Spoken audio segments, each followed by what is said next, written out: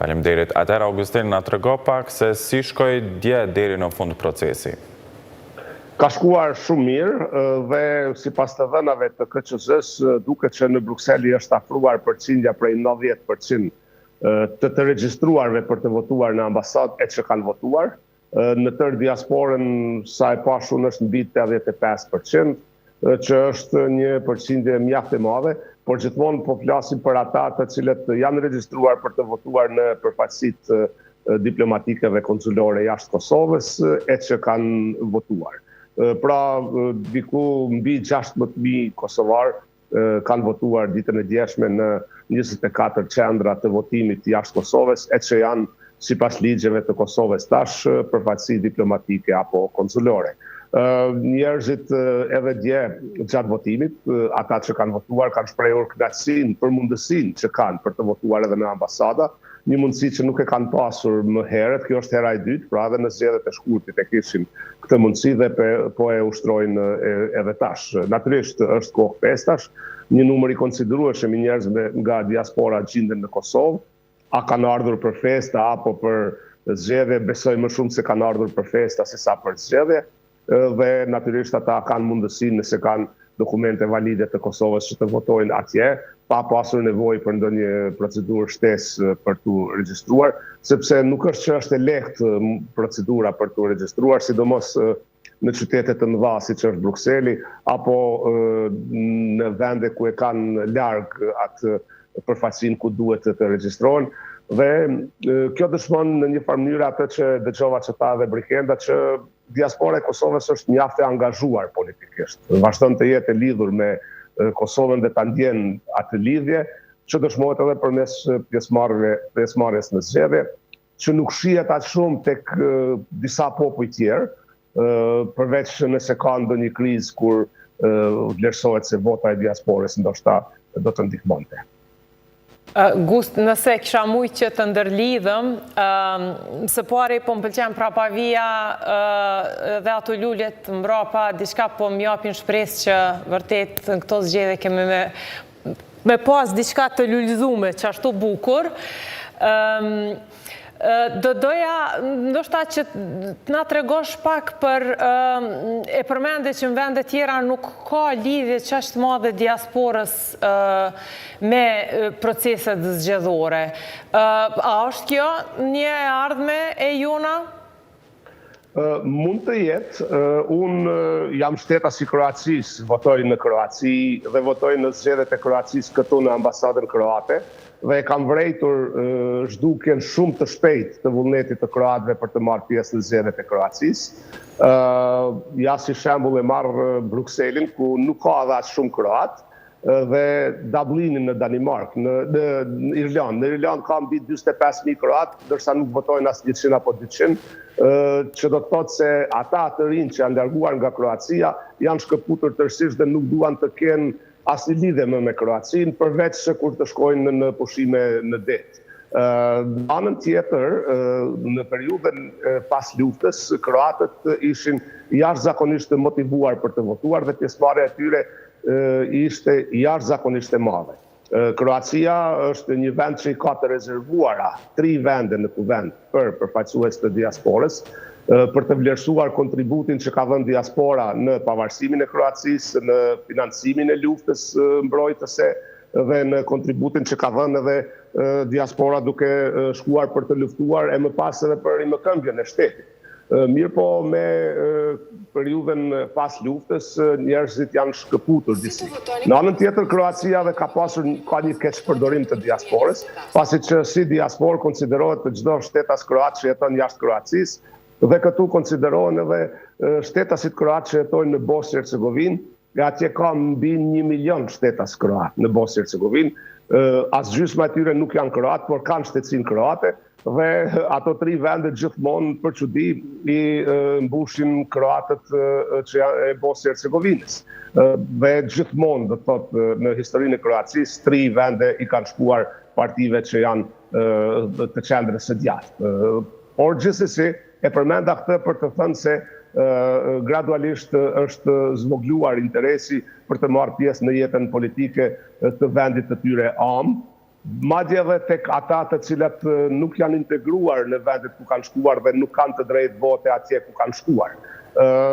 Kosova është prapë një fenomen, ka qenë gjithmonë, do të thotë politika e Kosovës, prej që mbaj mend unë, nuk është zhvilluar asnjëherë pa pjesëmarrjen aktive të diasporës në të gjitha parti politike, në të gjitha strukturat intelektuale, mediatike, madje edhe ushtarake, dhe kjo nuk është varur nga përkatësia partijake dhe nuk varet as tani.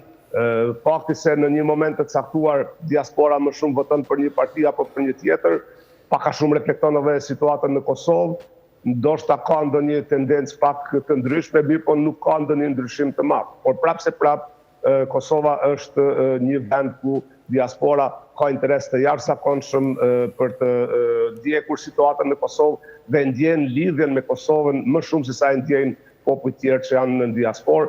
Ndoshta kjo ka të bëjë edhe me faktin se Kosova është shtet i ri, ja vitin që vjen do i mbush atë moshën madhore, do i mbush Kosova si shtet 18 vite. Ka dhe shtete për shembull ku kanë diasporë jashtëzakonisht të madhe, Rumania për shembull ka me miliona, megjithëse me përqindje krahasuar me popullin që jeton në vendin nam nuk është aq sa e Kosovës, sepse Rumania ka mbi 20 milion banor dhe ka diasporë të madhe, por diaspora rumune për shembull ka qenë kyçe për të parandaluar fitoren e forcave proruse në Rumani. Po ashtu edhe në Moldavi, kur ishin zgjedhjet, por edhe referendumi për Bashkimin Evropian, fal votës së diasporës së tyre që është pro-evropiane, sepse ndodhet në vendet e Bashkimit Evropian kryesisht, fituan forcat pro-evropiane dhe për pak u parandalua që të ngavnjejnë forcat proruse në ato vende. Pra kemi shembuj të ndryshëm të diasporës, por gjithsesi prapë po e them se është interesante të shihet se sa të interesuar për të marrë pjesë në jetën politike të Kosovës është akoma diaspora e Kosovës. Dhe Gust, edhe një pyetje tash, do të ti je në Belgjik që një kohë shumë gjatë, e diskutua më herët çështjen e vendeve të rezervuara, e na tregove edhe për rastin e Kroacisë, a janë vendet të rezervuara, apo duhet të ketë diçka tjetër që Kosova do duhet t'i ofronte diasporës të saj, mbase për të qenë falëndëruese, ose vërtet për ta institucionalizu përfshirjen e saj në shtet, çka do duhej që ti ofronte, që ti jepte, që ti siguronte diaspora, shteti Kosovës, diasporës të saj për angazhimin që ka? Po, Brikenda, unë mendoj se duhet të ketë një qasje gjithë përfshirëse që të mirën parasysh të gjitha elementet. Së pari, Kosovës urgjentisht dhe vendeve tjera të rajonit, Shqipërisë për shembull, i nevojitet një pastrim i listave zgjedhore sepse është anomali të ketë më shumë votuese sa banor, duke pasur parasysh edhe përqindjen e banorëve që janë nën moshën 18 vjeç dhe nuk kanë të drejtë të votojnë. Unë nuk mund të numërohem si votues edhe në Belgjik, edhe në Kroaci, edhe në Kosovë dhe me siguri figurojnë ndoshta në të gjitha këto. Këto gjëra duhet të pastrohen dhe atëherë do të shihet se kush është votues i diasporës dhe kush është i Kosovës. Sepse ata të diasporës që qëllojnë në Kosovë ta gjejnë veten në listat zgjedhore pa marrë parasysh se ku jetojnë. Në anën tjetër, ideja për të pasur përfaqësues të diasporës në parlamente, për mendimin tim, do të kishte kuptim sikur ata të merreshin vetëm me çështjet që kanë të bëjnë me interesat e diasporës, sepse interesat e tyre natyrisht janë të lidhur me vendin nam. Por do të duhet të sqarohen të gjitha këto. Pajtohem se në zgjedhje lokale nuk do e kisha lejuar diasporën që të votoj. Unë nuk jam shtetas belg, për shembull, por në Belgjik kam të drejtë të votoj vetëm në zgjedhje lokale, sepse zgjedhjet lokale janë të rëndësishme për mua si banor, jo do e mos si shtetas. Dhe kjo do të duhet të zgjidhej ndoshta edhe në Kosovë dhe në vende tjera të rajonit. Por Kosova po ashtu duhet të ketë shumë kujdes që të mos e tjetërsoj diasporën, sepse është një ndërlidhje që i duhet edhe Kosovës e i duhet edhe diasporës, dhe ky vullnet i diasporës ekziston akoma. Natyrisht jemi një popull me një traditë pak të ndryshme nga popujt tjerë, traditat familjare ku familjet janë më të mëdha. Fjala kushëri ka një kuptim shumë më të gjerë se sa tek popujt tjerë dhe ndjenja e përgjegjësisë për të ndihmuar të afërmit është më e madhe Prandaj ndoshta edhe kjo lidhje e Kosovës me diasporën është kaq e fortë saqë nuk e shohin ndoshta tek vendet tjera.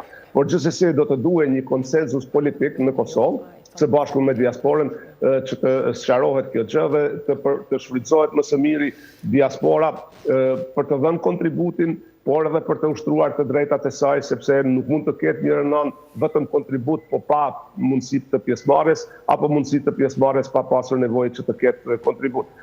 Nuk mendoj se është debati shëndosh të krijohet përshtypja ne dhe ata, siç dëgjohet nga një herë në Kosovë, ata të diasporës dhe ne këtu, lekë kanë ata, vështire kemi ne këtu, ju keni rrymë, ne s'kemi, te ju është më lirë buka se te ne, gjërat e tjera që janë ndoshta dikujt i duken të logjikshme si pyetje dhe legjitime, mirë po për të cilat debatohet në mënyrë shumë jo racionale, pa pasur as pak kujdes për faktin.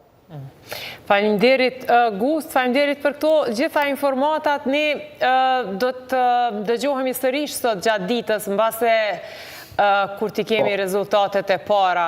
Faleminderit që po na do të dëgjohemi pasi të mbyllen vendvotimet dhe atëherë të diskutojmë se çka na pret në raportet me Bashkimin Evropian dhe çfarë pret Bashkimi Evropian dhe NATO-ja pas zgjedhjeve dhe si do të mund të zhvillohen gjërat vitin që vjen. Dhe ne mezi po e presim atë pjesë. Po do të dëgjohemi dhe diskutojmë edhe për këtë. Dëgjohemi. Si do të mirë, Gust. Miru pafshim.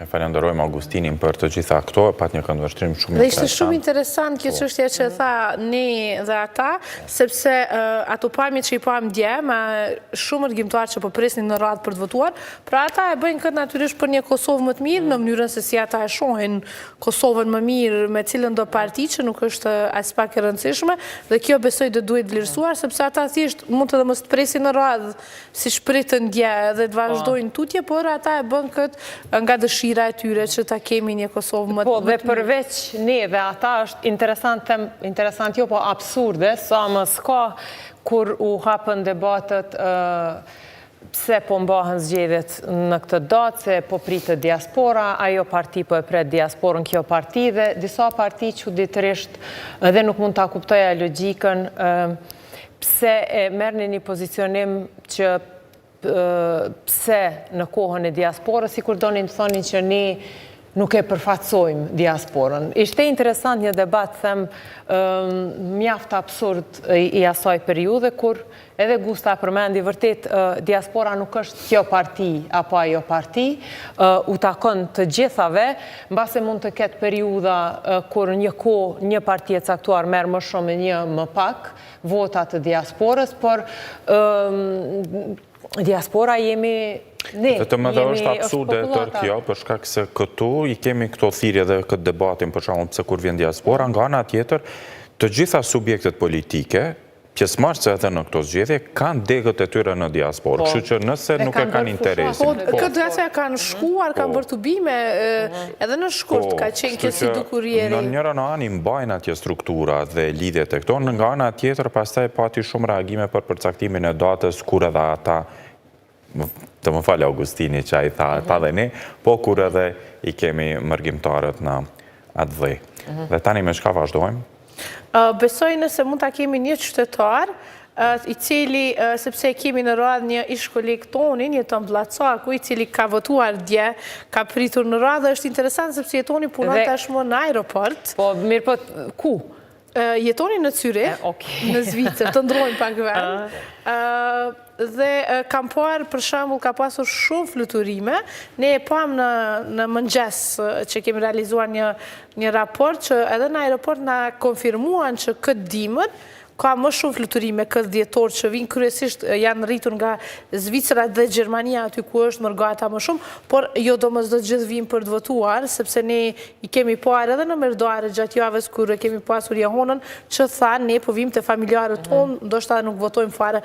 Pra jo patjetër secili mërgjimtar që ka ardhur këtë fund vit, do t'jetë edhe votues. Te Anasjeltas, jo pa tjetër data e përcaktuar u bë qëllimisht për mërgjimtarët, për shkak se edhe në zgjedhjet që i patëm lokale, që ishim fare në vjesht, jo me festa, e po ashtu edhe kur i patëm në shkurt, ne patëm mërgjimtarë, ndoshta me numër pak më të vogël, por patëm mërgjimtarë të cilët kishin ardhur vetëm për të votuar, jo që qëlluan këto më nënt shkurt, apo kur i patëm në tetor zgjedhjet, por që kanë ardhur pikrisht, që jo vetëm për festa ata vinë. Po sot në Deçan kemi pasur një qytetar që tha ka marrur të votoj dhe nesër kthehem, pra nuk rri për festa. Pra s'mund kemi sakt të dim pse kanë ardhur, kush pse ka ardhur, po besoj ndoshta do ta kemi jetonin sa po ta ketë regjia gati, por ju Brikenda si shihni krejt këtë çështje, mendoni që ndoshta diaspora tashmë do të luajë rol në rezultatin përfundimtar?